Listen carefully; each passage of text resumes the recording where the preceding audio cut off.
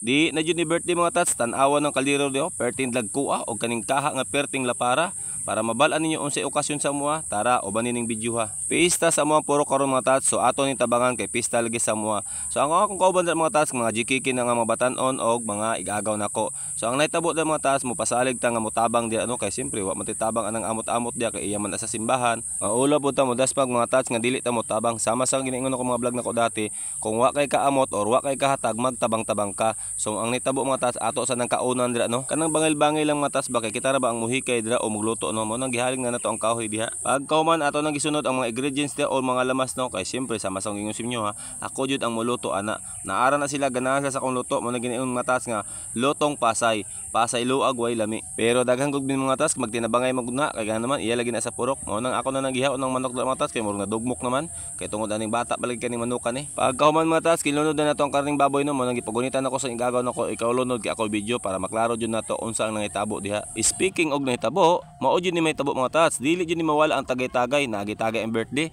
kini pa kang pista na, di ba? Tagay lang gud mga tats nga tama-tama lang kay kung masobra na, nalisod na karon. Siyempre mga tats, dili jud ni mawala ang isda no kay namagutay parinting nga nakaminyo pud og mga Muslim. So ato pud lang lutuan nga para pud sila ha.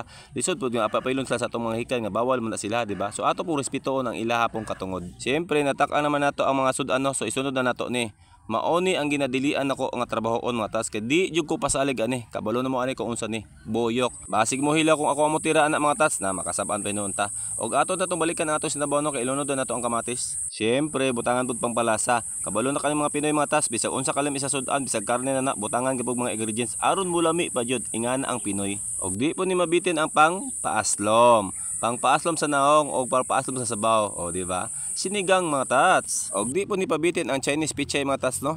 Ito og Chinese pichay ni nga.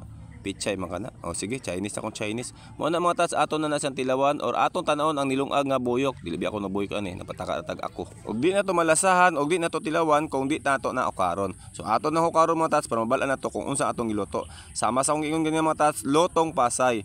Pasay luag way lami. Og pagkahuman na ngayo putang gamay nga adobo nga manok kay ato po nang tilawan unya. Mao din ni mga tats gipang-repack na nila no kay kanay mga paklans mga tats ipanghatag ni dito sa simbahan kay na may mga tao nga maulaw moadto sa tong purok o sa tong balay. So ang hitabo ato nang ibutang sa paklans mga tats para napoy malipay og napoy mga bata nga makatilaw pud ani atong okasyon nga gamay-gamay lang gud.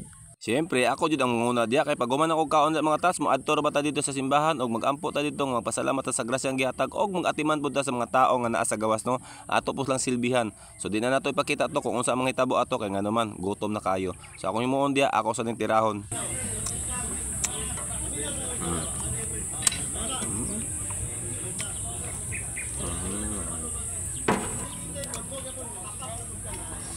Og mo lang to no kung kinsay ganahan mo adto diri sa mo para mamista adto lang mo diri kay silbihan ta mo. Unya mo lang to. Thanks.